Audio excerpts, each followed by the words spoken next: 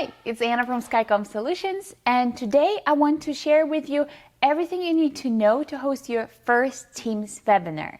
Let's go!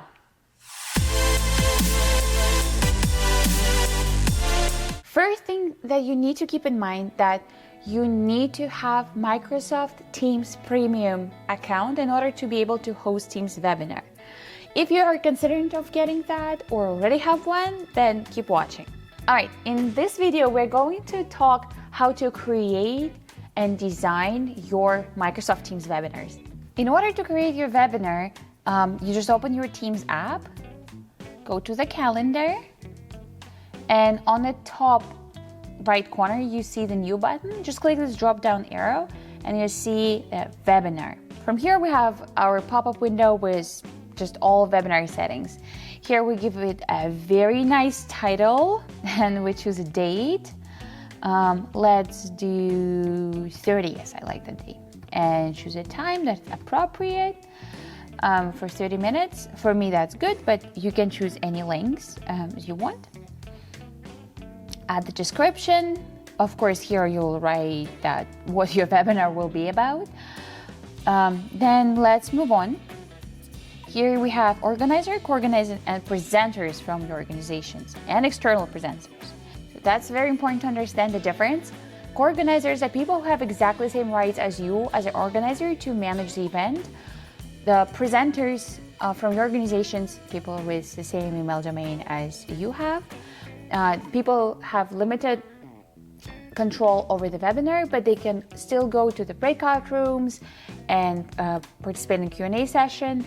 And external presenters, obviously presenters with a different domain, Microsoft Teams will send them emails on your behalf with an invitation to partake in your webinar as a presenter. As a presenter, I want to put Wedge, my favorite friend, it's right here, and I will have Biggs to be a participant on the webinar. We'll walk over how the webinar setup looks for organizer, presenter, and the participant from all three perspectives at the same time, so you know exactly what to expect, but we'll do it in a second video. Okay, so then next one is very self-explanatory. Event access, is it only for your people inside of your organization, like lunch and learn maybe, or it's public that anybody can access it. Next up is allow sharing to social media from the event site. It's very self-explanatory. If people want to repost it immediately to their Facebook, their LinkedIn page, they will just have those buttons. I don't want to allow it for now. It might be minimized for you, but this one is very important to set up right, just to make sure that your event experience is good. So the first one, manage what attendees see. I recommend enabling that one, just because if you are switching between different presentations, it makes it happen way more professional. They don't see those switches between slides. For them, it's just one instance change, but it's a bigger process on the background that happens. So just, again, makes it look way more professional. Then allow mic and camera for attendees. If you don't want people to interrupt the speaker while they're presenting, or just what if they forgot to turn off their microphone or camera when the meeting started? If you just want to avoid those situations, I recommend to keep them off. But if it's more conversational style webinar and you want to have those real life interactions, not through chat, but like by voice, then of course you should enable that. Next one is Q&A. Q&A is a little bit different from the Teams chat. In Q&A, people can drop off their questions and they won't disappear in the flow of chat when people send reactions or where they're from or answering any other questions that you are asking them to. But unfortunately, in the real life, people usually drop their questions in the webinar chat instead of Q&A session. That's why I would recommend to have a chat moderator who will be keeping an eye on those questions, make a list of them, and when time for Q&A comes, they will share those questions with everybody else. And hide attendee names, it speaks for itself. Next, very important button to go through, meeting options. Here you can adjust the meeting access people who can bypass the lobby? Is there people who were invited already signed up, or everyone, people in my organization? You can make the approval process very manual if you want to approve each person who comes in. But for the easiness, everybody who signed up for your webinar, they will just bypass the lobby, and that will be it. Attendees with registration link can bypass the lobby. Here we go. Who can admit from the lobby? It's good to keep like that. Another very important thing here is to, again, here you can also change manage what attendees can see. And also participation, allow mic for attendees and camera, you can change it here as well. Meeting chat, also very much self-explanatory. Q&A. The next one is very important, recording. I would recommend to keep this toggle always on. It's just very convenient. As soon as your webinar starts, your recording automatically starts, and as soon as your webinar is over, your recording is ready and saved on your OneDrive. So you can share either the link or upload it to your YouTube channel, cut it for any other marketing purposes. So it's very convenient to keep it on, and it also does not take lots of space on your drive, which is very nice. That's about it in this part. So as soon as we set everything up here, we are happy with it, we just click save, and it will send invites. Don't worry about it. It will send invites to presenters and co-organizers that we mentioned there. And the next one is presenter bios. As you can see, Wedge is already here. And this is information that will appear on your page, on your event registration page. It's not mandatory to fill it out, but it definitely makes it more complete. So let me show you. I just click on edit. Here you can upload the picture, any picture you want. So I added the picture. I can add the company. Of course, that's Skycomp Solutions.